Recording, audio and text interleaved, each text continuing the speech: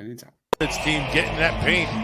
Maxey with the steal off a Monk, and he slams for two. Hurts looking left, lofting left, going for the end zone, and he's caught. Go to work. Embiid foul. Count it. Joel Embiid. Defense is what you're looking for. With 5, Hurts taking a deep shot. He's got his man. Fox blocked. Wow, great defensive play.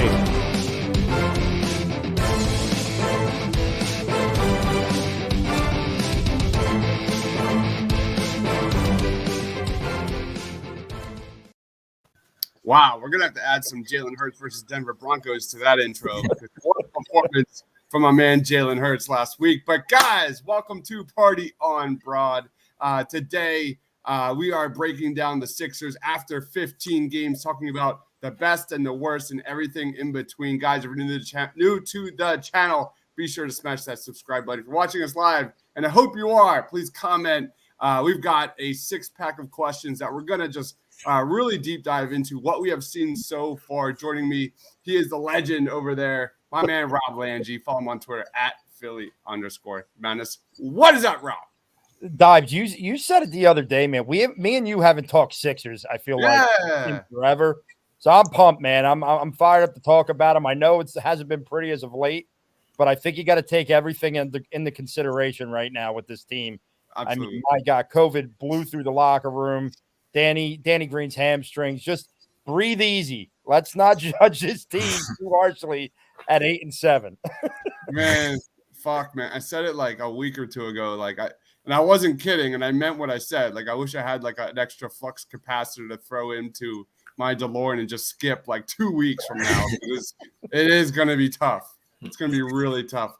We've got another special guest. You know him from our Sixers post-game shows. My man Sean, he's the Sixers lead writer of Philly Sports Network. My man is the host of the Pick Swap podcast. Make sure to check them out on Twitter at Pick Swap Pod. What's good, Sean? What's going on? As always, excited to talk some Sixers. And yeah, I agree. I think there needs to be a little reality check. And it's just like a week ago that they were 8-2 in the top of the East. So it feels like things have changed quickly. Speaking of reality checks, nice segue. Let's talk about takeaways on the current Ben Simmons situation. Guys, if you've been watching our Sixers post-game shows or Morning Cup of Joe with me and Tiago, like, you know that, like, we'll get comments about this all the time. Like, no, shut it down. I have refused to talk about it because I don't have enough information on the table. I refuse to kind of let my emotions speak for itself, which sometimes I have to, like, I can't tell you how many times, guys, that I've had like a tweet ready to go and I just deleted it so many freaking times. But Rob, you wanted to talk about this, my man. Floor is yours. You know, and I'm not even going to talk about what everybody's been talking about. Should he be here? Should he leave? Should they trade him right away? Personally, I think Daryl Morey's handling the situation the best way possible.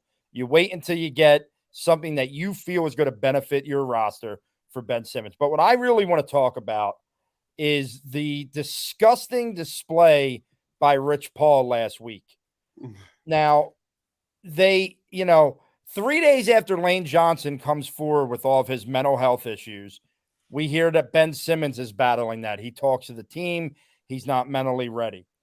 And the initial reaction for me was, okay, hey, he's admitting to the problem, because I've said for a long time that I believe Ben Simmons' problem has been between his ears, more so than his actual game. I think he's way too much in his head. I think things change too much.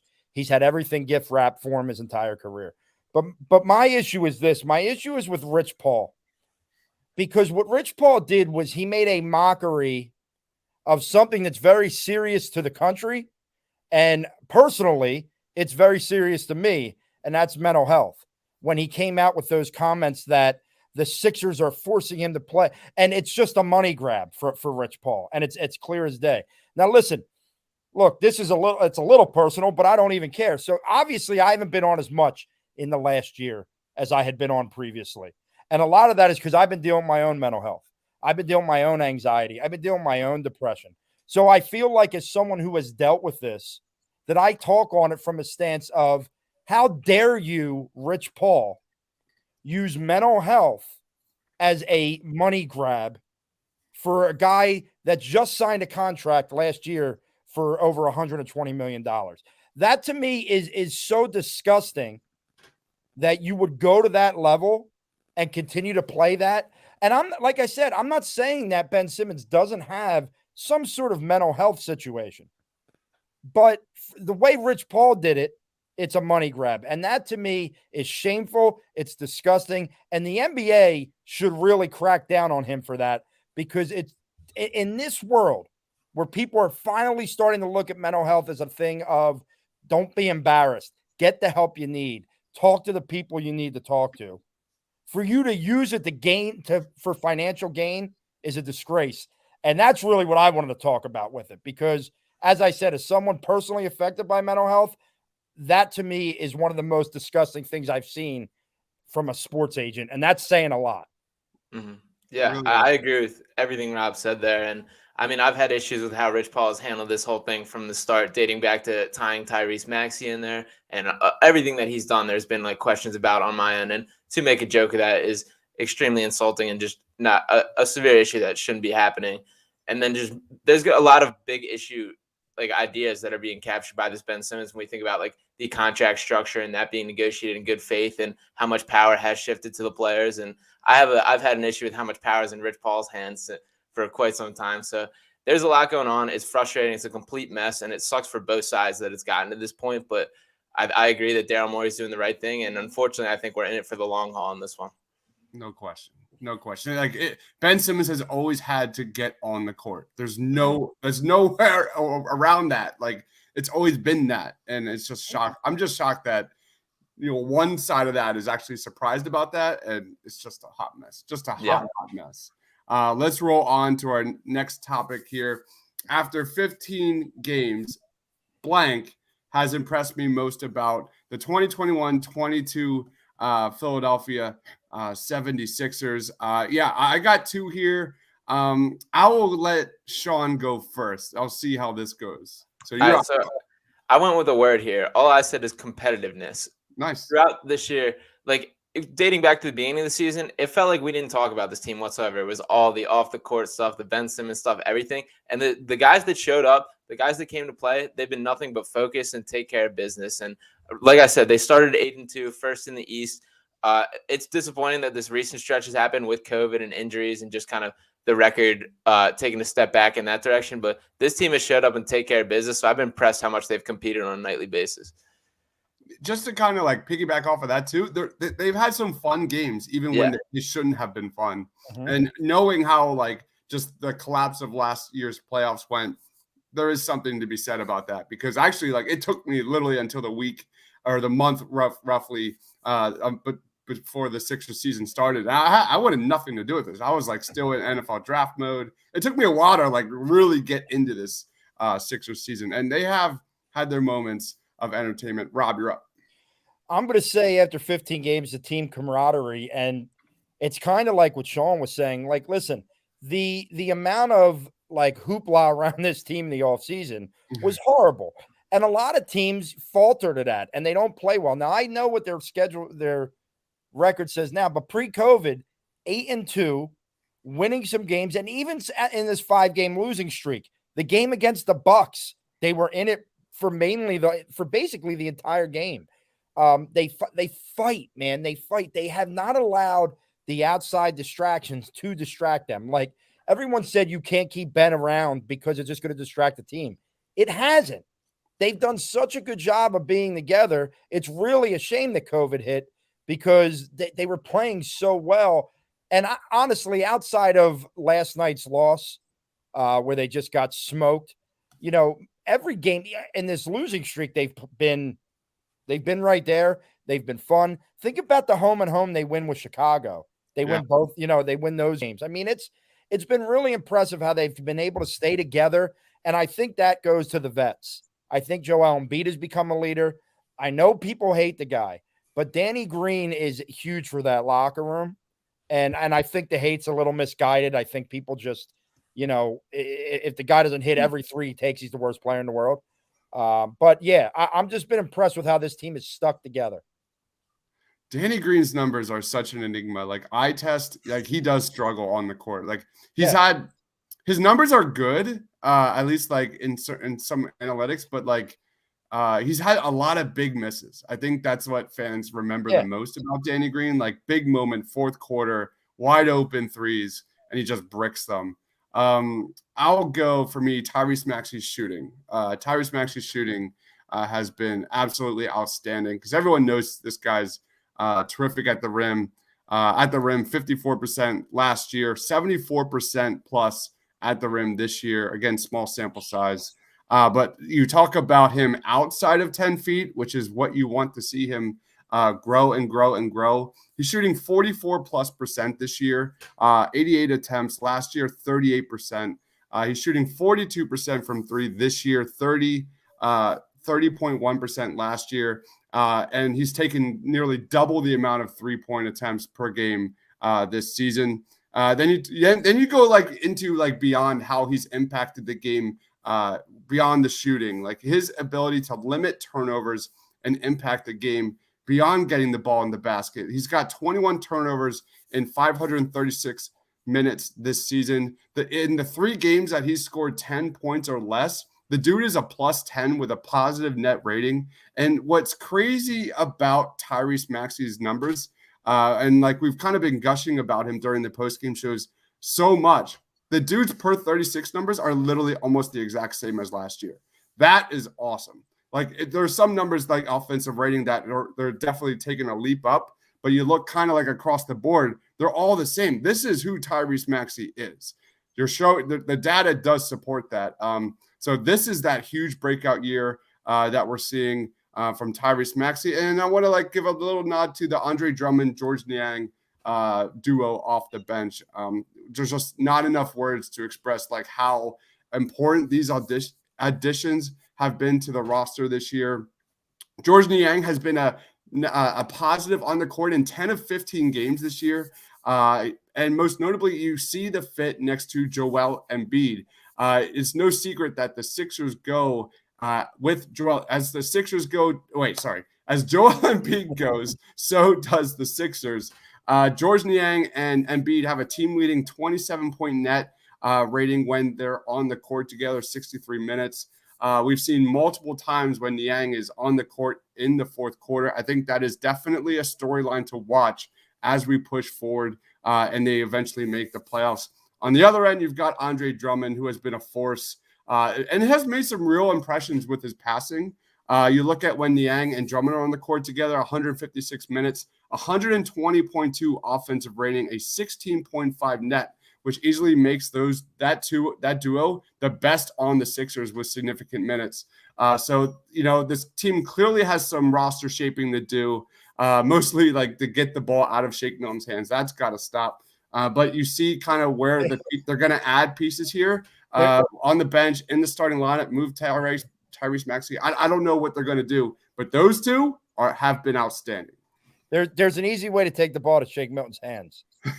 Don't put him on the court. He's very Dives. He's becoming Jalen Reagor to me.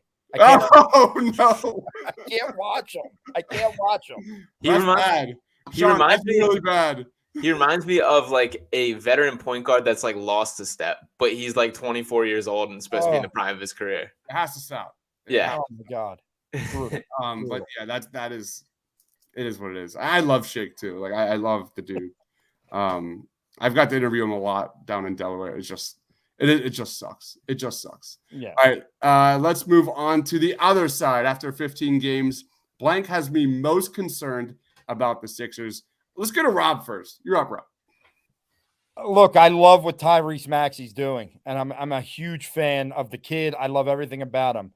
But for me, after 15 games, the lack of a true point guard has me most concerned about this team, because I don't know if that I'm just not sold on Tyrese being that right now, first of all. And if he is, I don't want him to start. I want him to come off the bench, if that makes sense. Behind him, though, is where it gets even worse. Like, I know they've tried out Furkan and he did it for the national team, but it's Shake and nothing. Mm-hmm. And it's like that is going to lose them so many winnable games this year until they get someone that can be the floor general on offense with that starting group. And it's not fair to put that on Maxey because Maxey's trying to develop all the areas of his game. You know what I mean? He's trying to become that scorer, and he's doing a tremendous job at it. I don't think it's fair to put it on him to be that point guard. I would love to see whenever they trade Simmons. I know that December 15th, right, is that date that everybody has circled. There's got to be some sort of veteran point guard who can come in and be the floor general. I'm not saying they got to be a superstar, but they got to be able to play that position the way it's meant to be played. Yes, they have to score the basketball too. They actually have to shoot, unlike Ben, but they also have to be able to manage the game on the floor for Doc Rivers. And until they get that, I don't think you can put them in an upper echelon with the rest of the East or the West for that matter. What about you, Sean? Yeah, I agree with that. And the George Hill signing still leaves a little bit of a sour taste in my mouth, how that ended. I don't have a ton of major concerns with the team right now. I decided to go with Danny Green just because even though it's a little bit of a kick him while he's down moment, and in the long run, I'm not really concerned.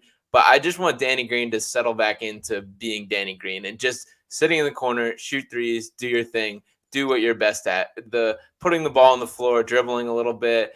There's been just a little too much out of my liking. And a lot of that comes with just the conditions of the team, the guys that are there. And like I said, once playoff time comes around, everything settles back. I'm not that worried. But for the moment, I think that's my biggest concern. Love it. Yeah, for me, it's 100% Doc Rivers' late game offense, dude. That continues to be my worst nightmare.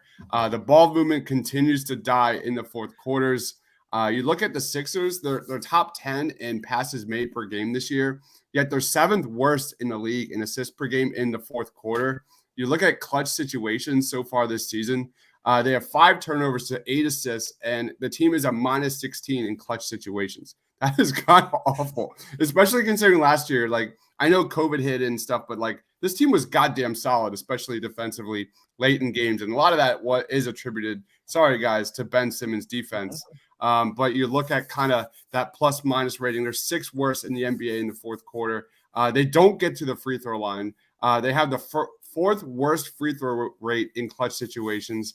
And they give up the 6th most offensive rebounds in clutch situations this season. You look at this team, the only player on this team, Joel Embiid, is the only one with a positive plus minus and net rating in clutch situations, 1.8 or 17.6 net. And then you look at Tobias Harris, who has an offensive rating of 61.1 in clutch situations. What makes me nervous about that late game fourth quarter offense is exactly what we were beating our heads on the wall about in last year's playoffs. Doc's ISO offense from last year's playoffs. It 100% has carried over here into this season. You see isolation frequencies up big time compared to last year. Joel Embiid and Tobias's numbers, ISO numbers, are not good. They are really, I mean, they're not bad, but they're down. Yes, Joel Embiid, 82nd percentile ISO to 72. And then you've got Tobias Harris, 86th percentile ISO scoring down to 62. So you nailed it, Rob. Lack of shot creator was the weakness in last year's playoffs. Is yet again one of their biggest issues here. So that's what Morey has to get. When he trades Simmons, he's got to get the guy that can run the point, be a shot creator, and be a closer, be a guy down the stretch that can at least make things happen, even if he's not the one scoring the basketball, but at least draws enough defense in where then you can get a Joel Embiid or a Tobias Harris in a better situation. Because you're right, ISO ball at the end of the game, it's just not good for them. No, and they're you see kind of Joel Embiid loses legs down there in the stretch in fourth quarters. Tobias Harris is not getting it done. He didn't get it done in last year's playoffs. I want to see what the numbers were. The net was last year. The Sixers were the 5th best, 11.0 last year in clutch situations. Not in the playoffs, 100%. And they are bottom. No, hold on. Hold on. Where are they? Bottom third this year. So again, very small sample size, guys. Very, very, very small sample size. But let's roll on to This question: after 15 games, how far do you think the Sixers can realistically go in next year's playoffs? Sean, lead us on. So they're absolutely a playoff team as long as Joel Embiid's on this roster. I have them pegged in the 4 to 8 seed range, and I think they can win a series, but not much more than that. I mean, the lingering cloud over the head here is Ben Simmons, obviously, and whoever the eventual trade is for him greatly impacts this. But as the team is, they're just lacking that top level talent and that shot creation end of game guy that like takes them to that another level. So unfortunately, I would say 4 to 8 seed win around is my answer. Yeah, what about you, Rob? Yeah, presently constructed, I think 5 to 8, somewhere in there. They just don't have enough. They don't have the guy that can control the game. Defensively, they're just right now. I mean, and look, I'm not saying right now as in COVID, but even with Joel Embiid in the lineup, that's why I'm not in a rush to make a move. But if you want to do something this year, eventually you're going to have to make a move to bring in the pieces to make you that true Eastern Conference contender. I'm gonna bring some optimism here. I'm gonna try and bring some optimism because again, the caveat, like you said, Sean, is Joel Embiid healthy. If Joel Embiid's healthy, this is a totally different kind of conversation. Quentin says agreed.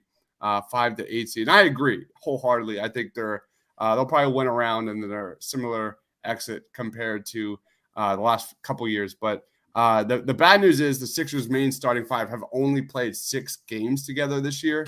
The good news is, like last year, when they do play together, 16.6 net, 60+% true shooting percentage, and a 98.8 defensive rating. So the ingredients are there. And that doesn't wholeheartedly, that does include Seth Curry just literally being on fucking fire and not missing in that first stretch of the games. But when you kind of look a little bit further into this, I think some good news is that the starting lineup alongside Andre Drummond also has some really good numbers, which was a huge issue in last year's squad. You look at the starting four with Dwight Howard, negative 31 net in the regular season, negative 2.1 net in the playoffs.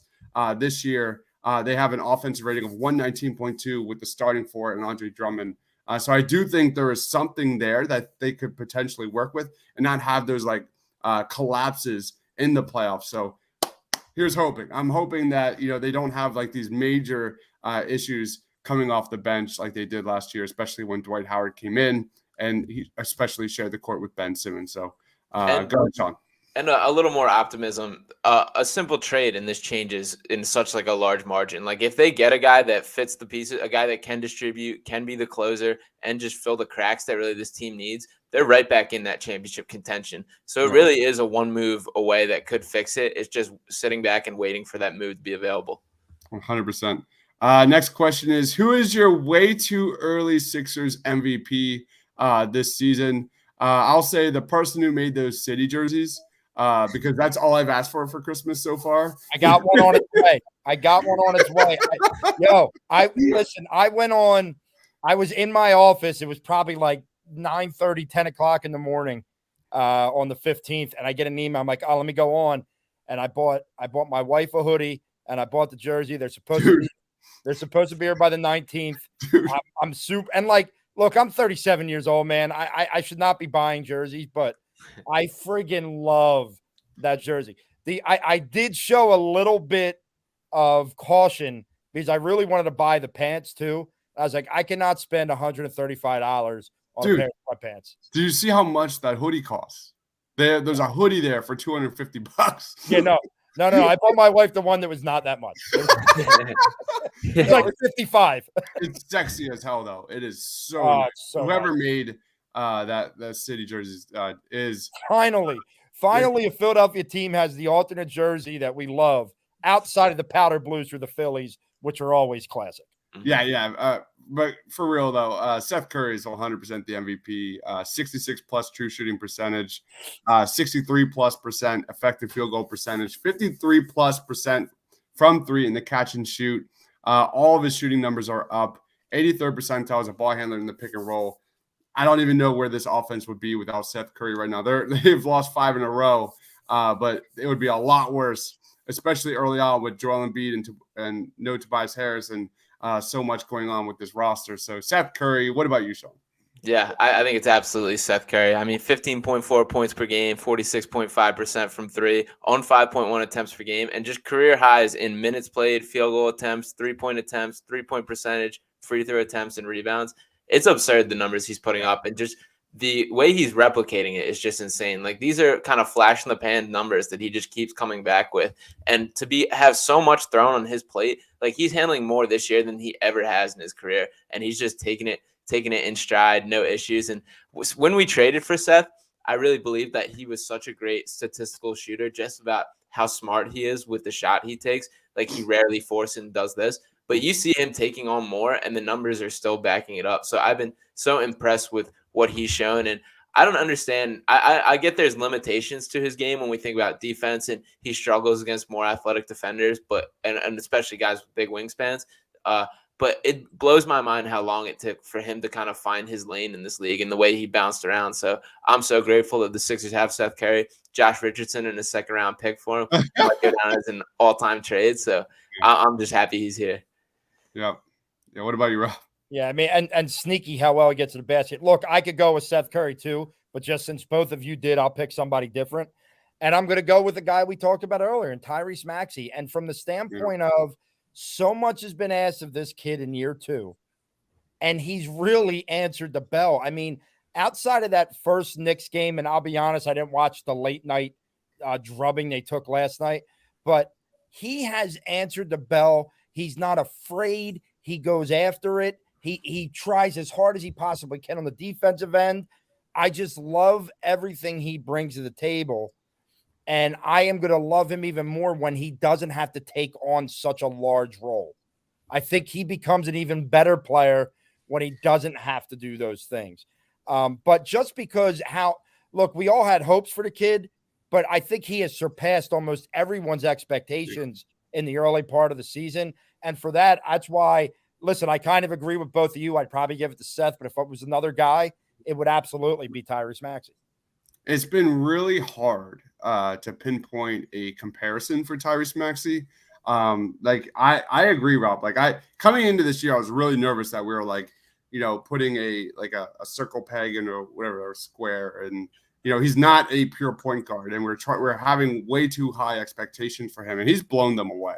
And I still don't think he's the future point guard. He may or may not be, and that's kind of like the kind of been the pattern here. The trend here is that, like, I don't know what his ceiling is, and he's blowing all of his shooting numbers away, surpassed crazy expectations for that. Like I already gave you the plus 10 feet numbers.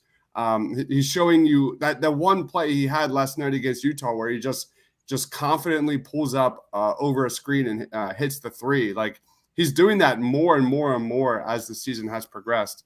He showed it the step back three. He showed it during the summer league. It's been truly impressive with Tyrese Maxey. Coach Calipari said it. If you remember draft night, when Calipari was interviewed by ESPN, he said, I don't know what everybody's talking about, but Philadelphia, you just got a gamer. And he was not joking, man. This kid, I love him. I love everything about him. Yeah. He's been like the heartbeat of this team for so much of this season too. And just like, it's hard not to love this guy. Just the way he competes every night, his energy that he brings. And I'm so happy he's here too. I love Maxey. Quinn says regarding Maxey, I haven't seen a Sixers point guard improve his play so drastically so fast. The comparison that I came up with recently was Tony Parker, who's one of my all-time favorite players. Like a guy, you look at his numbers, like at the same age range, 2021, they're pretty much identical. I think these are two guys that can just dominate at the rim, get to their spots whenever they want. 18 to 20 points a game ceiling for Maxey is where I'm at right now. 6 assists, but just super uber efficient, play from Tyrese Maxey is what I'm expecting. So it's just been nuts. It's just been crazy positive for Tyrese Maxey, who I think who was the coach that called him an all-star? Wasn't there a recent coach who called him that an all-star? I forget who that was. I do too. But crazy. It's just really good stuff. But let's go on to Doc Rivers. 0 out of 10. 0 being zero concern, 10 being the season is doomed. How concerned are you about his coaching so far? including last year's playoffs and what you've seen through 15 games. Rob, you're up. If I'm including last year's playoffs, I think I got to go dead in the middle. I think I got to go at the 5 spot. I think Doc is the right guy for this squad in this situation. I think Doc has a lot to do with the fact that these outside distractions have not permeated the team in a negative way. Doc he's a wise coach. He's a man's coach. He knows how to get the best out of people in that sense. But his game day coaching, as Dives mentioned, especially late, is very questionable. And, it's like eventually you want to say, oh, well, he doesn't have this, he doesn't, but it's constantly the same thing. And it's almost like, well, okay, if you're going to go ISO late in the fourth quarter, well, guess what? When you trade Ben Simmons, you better damn well get a guy that can ISO in the fourth quarter, or the shit's not going to work. So I'll go right in the middle because I'm not overly concerned, but I'm not sitting here as confident as could be either. Yeah, I'm gonna go 3 for mine. After last season, after the postseason last year, I was sounding the alarms. Like, don't have anything to do with Doc Rivers. Very disappointed in what I saw. He's won a lot of my trust back this year, and I still have some serious questions about the late game stuff. But there's something to be said about just the way this team has showed up pretty much every night, and to me, like, that matters. And there's little things like when we think about the 1,000th victory, just the video like Joel dumping the bucket and just like the genuine like happiness on the team. Like, I do think the team likes him and shows up. And to me, like, the roster construction is the bigger thing, and whatever that final piece matters a lot more than what the Doc Rivers decisions will be. But it is incredibly frustrating some of the times he pulls the trigger, and for a guy who's been around basketball so much to just not have the game day feel. But he has won a lot of my trust back so far this year, so I'm optimistic. Oh man, I am definitely I'm like 6 or 7. I've just seen way too much evidence to support otherwise. You look at a coach who regularly has a team that collapses late in games, and I'm not blaming this all on him. There's definitely a lot going on with this team, but you see a roster that's not equipped to compete with the best of the East, and then circle back, you see a coach that I don't think is going to get the most out of his roster on the court. Now, I fully agree with you guys. Like, this team has showed up, especially early on this season, despite all the shit that was going on off the court. But in terms of like where we're going to and come playoff time, that I can't deny that's not in the back of my head that like we're going to kind of see the same stuff. And we have seen the same stuff. The ISO offense with the Sixers is way up. It is way up. So that has me big time concerned, especially you don't have Bradley Beal. You don't have Damian Lillard. You don't have guys like Jimmy Butler who put that ball in their hands in the fourth quarter. They're going to get that bucket. Joel Embiid's not that guy. Tobias Harris, he did have some moments last year's regular season, struggle with it in the playoffs.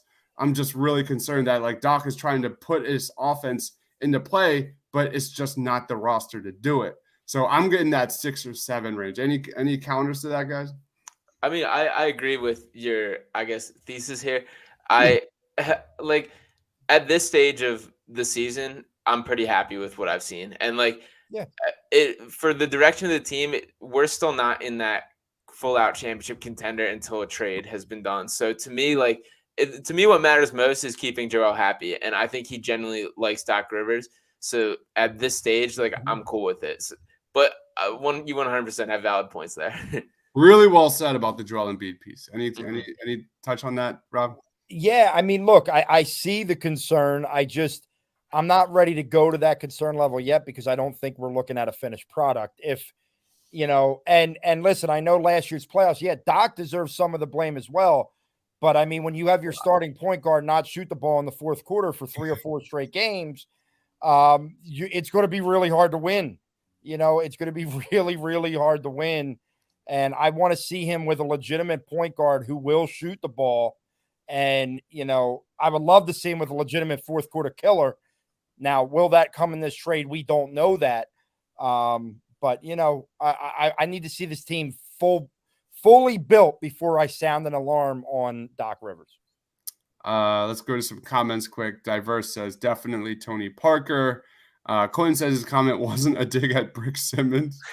3 out of 10 for Quentin Moore. Says too much stand and watch offense, not enough cut slips, etc. Way too much hero ball. 100%. Doc has mental lapses at times, and he's at a 4. Diverse is at a 4. We should have more of an offense like the Warriors. When we have Steph on, my God, that team. Like, look at how Andrew Wiggins has kind of had a resurgence in his career. Like, I know he's not what everybody wanted him to be, but he fits pretty damn well out there, don't he? Yeah. No, I was doing the math when you were talking about Seth Curry. Seth Curry and Steph Curry are shooting roughly 18 3-point attempts per game combined at 43+% from 3. That's crazy. That's so cool. That's so cool. And Steph is playing. Like, Steph is running away with the MVP race, and it's yeah. It's unreal. Yeah. All right. Let's wrap this up. Sean, final thoughts, man, on the Sixers squad, and plug your stuff, man. Where can we find it, dude? Yeah, I'm really looking forward to this team getting healthy and for Joel Embiid to just play basketball again. So we're on the up and up. We've been through the roughest stretch, and I mean, this road trip's still gonna be rough, but there's better days ahead. You can check me out on Twitter at Sean_Bernard1. Check out my written content on PhillySportsNetwork.com, and check out the Pick Swap Pod for some Sixers takes. Another episode dropping tomorrow. Our YouTube there. Subscribe on YouTube. So yeah, check me out wherever. Awesome stuff. You don't want to miss that, guys. Pick Swap Pod on Twitter. Rob, you're up, man. Yeah, don't judge this Sixers team on this road trip, okay? It's not going to be pretty. They may be under 500 by the time they come home. It's okay. We got to stop. I've been saying this, I feel like, for 3 years now. Stop looking at the NBA like it's the NFL. There's way more than 16 games. They will be fine once things start to get into motion. As for me, you can find me at Philly_Madness. Find me on Instagram at Langy84. Find me on Facebook, Rob Langy. We are in week 2. I did send dinner to someone on Monday night. We had a winner from our first score predictions. So he got his dinner. He got a pizza and a cheesesteak for his family. So you send them to me on my Facebook or my Instagram page. I put them all down. Whoever gets closest to the score prediction will get dinner on me Monday night. I will send it to you. I will pay for it. I will tip the driver. You don't got to worry about none of that. I got it all under control. But the predictions better be in before 1 o'clock. Don't be putting a prediction in at 3:30 when the game's in the fourth quarter. Doesn't count. All right. So, and then obviously catch me here with my man Dives talking Sixers and Eagles. You follow me on Twitter at Mr. Crockpot. Guys, if you love movies, go vote for my sci-fi movie squad. I'm in the final 4. And I'm going up against my man Christian, who's kicking my ass. So I need every single vote. He's got a solid squad, dude. Dude, his loaded, man. It's loaded. I'm not gonna lie. But yeah, you can follow me on Twitter at Mr. Crockpot or my other podcast called The Suit Up Geeks, at The Suit Up Geeks on Twitter. And we've got our movie draft, science fiction movie draft going down right now. I'm in the final 4. My co-host is also on the other end of the bracket going down. So go vote. Sports. Right now we have, I actually have a movie trivia night on horror coming up this Friday night at 8. That's going to be a lot of fun. We've got 3 new people, a lot of drinking, a lot of swearing. It's going to be a blast. Then we've got, I've got a first round top 10 for the NFL draft for the Eagles. That video will be dropping in the very near future. And then we've got, Cup of Joe, and then we've got our post-game shows, which unfortunately are probably not going to be happening until Saturday because I'm old and I need sleep. So I work for a living. So, but it's a lot of fun, guys. Just want to thank you everyone for watching. Guys, please be sure to smash that like button. Hit the subscribe button too, if you want to. If not, it's okay. But my man Rob, he is at Philly_Madness, my man Rob Langy. Check out his Facebook channel, Rob Langy. If you want some pizza, you want some cheesesteaks, just or real estate. You want to buy a home too. Yeah, all the above. My man Sean down there, Philly Sports Network, and the Pick Swap Podcast. Don't want to miss a thing. For Rob, for Sean, for myself, thanks for watching. Guys, stay awesome. This team getting that paint. Maxey with the steal off a Monk, and he slams for 2. Hurts looking left, lofting left, going for the end zone, and he's Go to work. Embiid fouled. Count it! Joel Embiid. defense is what you're looking for. At 5, Hurts taking a deep shot. He's got his Maxey. Fox blocked. Wow, great defensive play.